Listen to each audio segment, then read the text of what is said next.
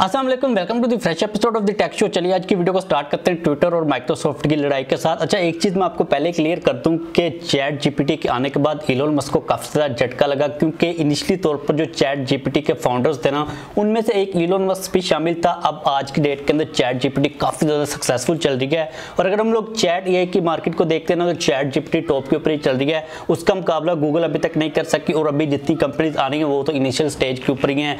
तो basically scene ही हुआ कि अभी रिसेंटली ट्विटर वालों ने अपना एक नया प्लान इंट्रोड्यूस करवाया, जिसके अंदर $42,000 से लेके $2,10,000 तक कंपनीज को पे करने थे ट्विटर को, जिन्होंने ट्विटर के ऊपर एडवर्टाइजमेंट्स को करना था, लाइक जिन्होंने ट्विटर की एपीआई को यूज करना था। अब माइक्रोसॉफ्ट ने इस ऐलान के बाद कह दिया कि हमने ट्विटर के ऊपर एड्स को नहीं चलाना, वो इस एपीआई की फीस को देना नहीं चाहते। और उसके नीचे इलोन मस्क ने ये रिप्लाई किया कि माइक्रोसॉफ्ट ने ट्विटर का जो डाटा था उसको इलीगली यूज किया अपने चैट बोट को ट्रेन करने के लिए। लाइक उन्होंने अपने जो चैट जीपीटी को ट्रेन किया ना, उसके अंदर ट्विटर का जो डाटा उन्होंने यूज किया वो इलीगली यूज किया, इसलिए वो केस करने वाले हैं माइक्रोसॉफ्ट और चैट जीपीटी वगैरह के अगेंस्ट। अब इस चीज़ की मुझे कोई भी समझ नहीं आ रही कि अगर इलोन मस्क को इस चीज़ का पता था कि उन्होंने इलीगली ट्विटर का डाटा यूज़ किया, तो अभी उसको ये बात करने की क्या ज़रूरत थी, क्योंकि चीज़ें जो है ना यहाँ पर वाज़ेह हैं कि क्योंकि उन्होंने ट्विटर के नए प्लान को रिफ्यूज़ किया, इसलिए इलोन मस्क ने कहा कि भाई हमें भी आपकी कुछ कमज़ोरियाँ पता, आपने हमारे डाटा को इलीगली यूज़ किया, इसलिए हम आपके ऊपर केस करेंगे।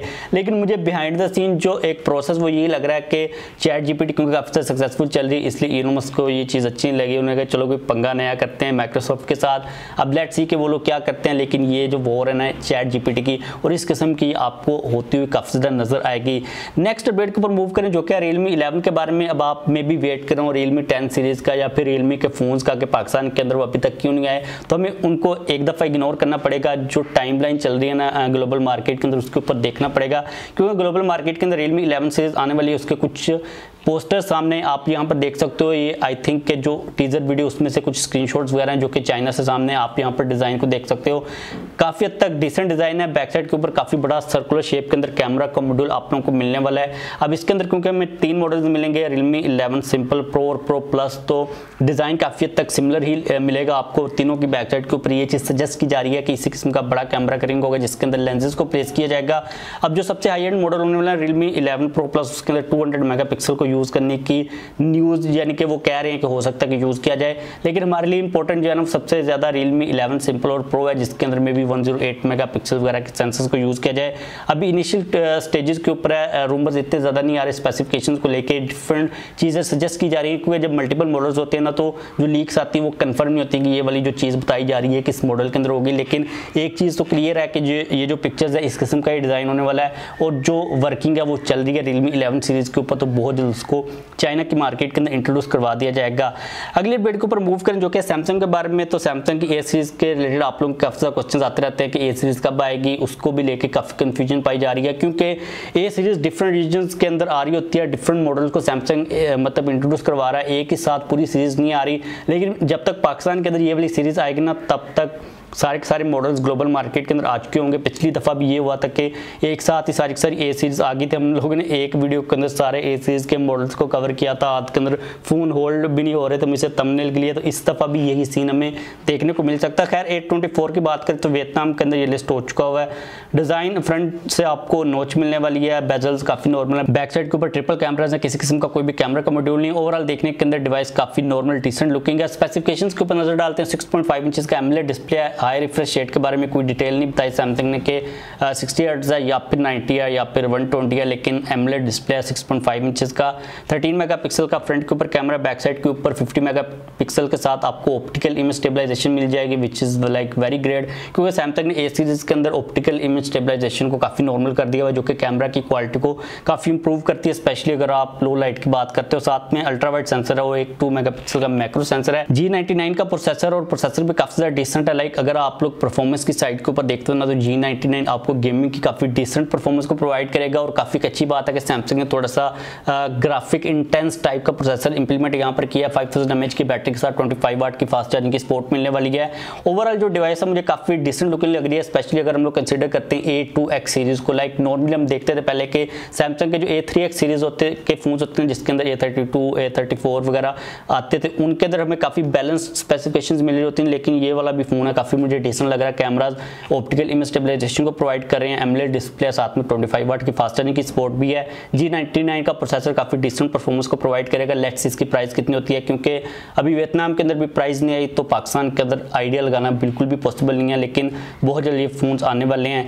नेक्स्ट अपडेट के ऊपर मूव करें जो कि एप्पल के बारे में, तो एक चीज तो कंफर्म हो चुकी है कि एप्पल जो पेरिस्कोप लेंस है ना वो लगाने वाला है आईफोन 15 प्रो मैक्स वगैरह के अंदर, क्योंकि रिसेंटली उन लोगों ने एक नया सप्लायर हायर किया जिसका नाम है जीनियस इलेक्ट्रॉनिक ऑप्टिकल। अब ये वाला सप्लायर एप्पल को पेरिस्कोप लेंसेज को प्रोवाइड करेगा और ये चीज कही जा रही है कि कोई क्रेजी टाइप का आपको जूम नहीं मिलने वाला, सिर्फ 6x जूम मिलेगा।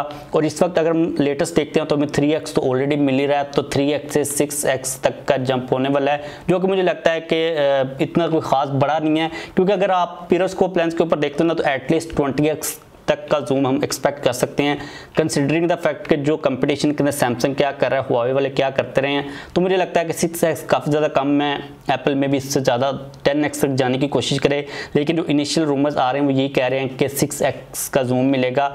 लेट्स सी कि ये भी मिलता है या फिर नहीं मिलता, लेकिन जो रूमर्स हैं वो काफ़ी ज़्यादा स्ट्रॉन्ग ही आ रहे हैं। लेट्स सी नेक्स्ट अपडेट के ऊपर मूव करें जो कि काफ़ी इंपॉर्टेंट है। अब रिसेंटली एक केस सामने आया जिसके अंदर इस्लामाबाद एयरपोर्ट के ऊपर एक बंदा एक लैपटॉप लेके आ रहा था, कोई 4 या 5 आई थिंक उसके पास आईफोन्स थे।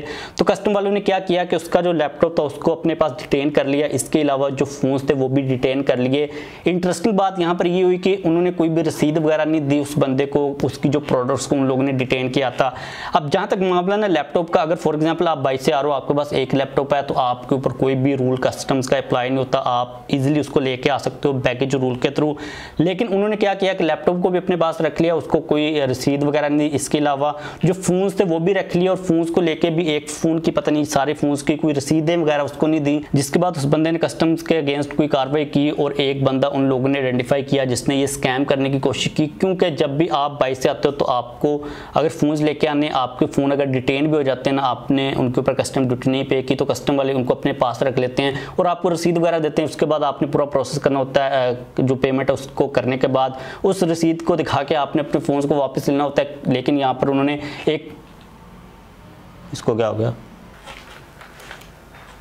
लेकिन यहाँ पर उसको कोई भी रसीद वगैरह नहीं दी गई। और इस अपडेट को कवर करने का भी मकसद ये है कि अगर फॉर एग्जांपल आप बाइक से आते कोई भी चीज़ लेके, आपके पास अगर एक लैपटॉप है तो कस्टम्स के पास कोई भी रूल नहीं है, आपको फ्री ऑफ कॉस्ट लेके आने की इजाज़त है, आप लेके आ सकते हो।